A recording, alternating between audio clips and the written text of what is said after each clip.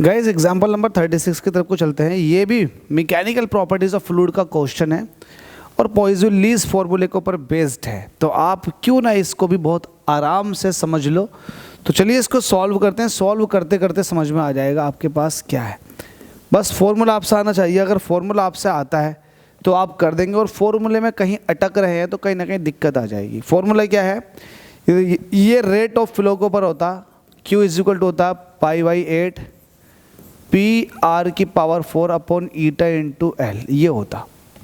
तो ये है पॉइज़ोलीज़ फॉर्मूला। अगर आपको ये याद है रेट ऑफ फ्लो का तो आप इस क्वेश्चन को उड़ा दोगे, क्योंकि इसी से ही ये क्वेश्चन होने वाला है। ठीक है, तो आपसे कह रहा है एक लिक्विड है जो फ्लो कर रहा है through a pipe of 1 mm radius. तो देखो पाइप की रेडियस दे रखी है, मतलब इसमें सारा डेटा दे देगा आपको। तो रेडियस कितनी दे रखी है 1 mm की, कितनी है 1 mm। 1 mm का मतलब होता है 0.1 सेंटीमीटर। ठीक है, ये है। आगे बोल रहा है कि एंड जो 10 सेंटीमीटर की लेंथ है, तो लेंथ भी दे रखी है। लेंथ कितना है 10 सेंटीमीटर। आपने इसको भी सेंटीमीटर में ले लिया और ये भी सेंटीमीटर में, मतलब आप सारी यूनिट CGS में ही लेके चलो सारी की। आपसे कह रहा है under a pressure of P की वैल्यू दे रखी है। P की वैल्यू आपको दे रखा है 10⁴ डाइन पर सेंटीमीटर का स्क्वायर। तो डाइन पर सेंटीमीटर स्क्वायर देखो ये भी CGS में ही है। आगे बोला calculate the rate of flow. Rate of flow आपको बताना है, तो मतलब आपको क्या बताना है, Q आपको फाइंड आउट करना है। हमसे कह रहा है and the speed of the liquid coming out of the tube. देखो लिक्विड की स्पीड भी दे रखी है, जो बाहर निकल रहा है पानी उसकी स्पीड दे रखी है, कितनी है ये पूछ रहा है आपसे। The speed of the liquid coming out of the tube calculate the, भाई ये तो आपसे पूछ रहा है, स्पीड आपसे पूछ रहा है, जो वाटर बाहर को निकल रहा है ना उसकी स्पीड आपसे पूछ रहा है। The coefficient of the viscosity of the liquid is इतने। तो कोफिशिएंट ऑफ विस्कोसिटी ये आपको दे रखा 1.25 सेंटीपॉइज। कितना है ये सेंटीपॉइज।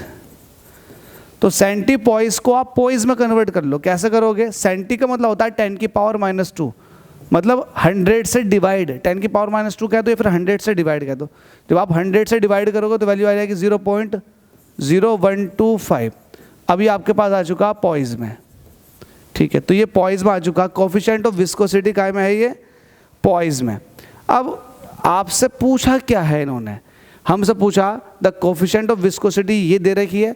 आपसे पूछा calculate the rate of flow. Rate of flow आपसे पूछ रहा है।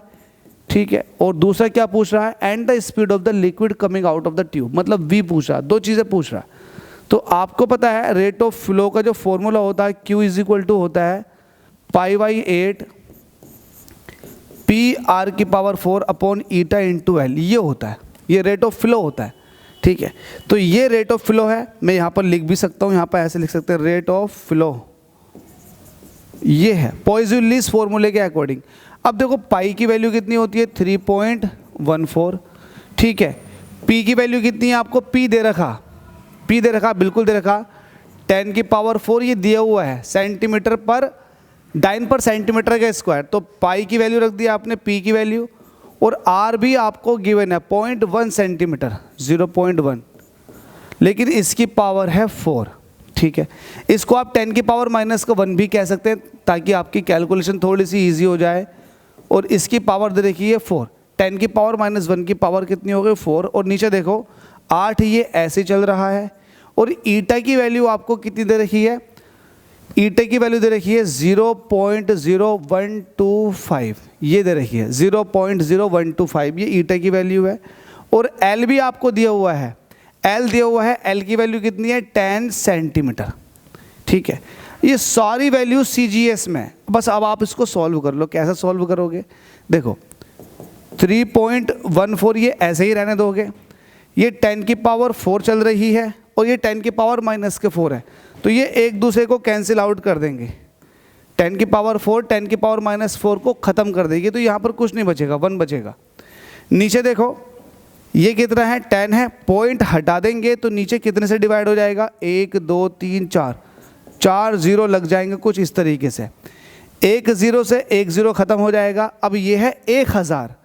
125 का जब आप 8 से मल्टीप्लाई करोगे तो वैल्यू 1000 आती है। तो इस वाले 1000 से ये 1000 भी कट जाएगा तो नीचे भी 1 बचेगा। तो आपके पास वैल्यू जो आ गई रेट ऑफ फ्लो की वो कितनी आ चुकी है, 3.14 आ चुकी है। अब ये रेट ऑफ फ्लो है तो ये हो जाएगा सेंटीमीटर की पावर 3 पर सेकेंड।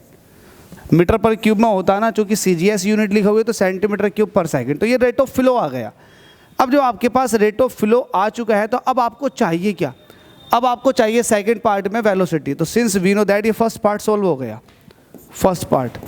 सेकंड पार्ट सॉल्व करने के लिए आपको क्या करना है, since we know that Q is equal to होता है एरिया इंटू वेलोसिटी, यही तो होता है, Q इज इक्वल टू होता है एरिया इंटू वेलोसिटी।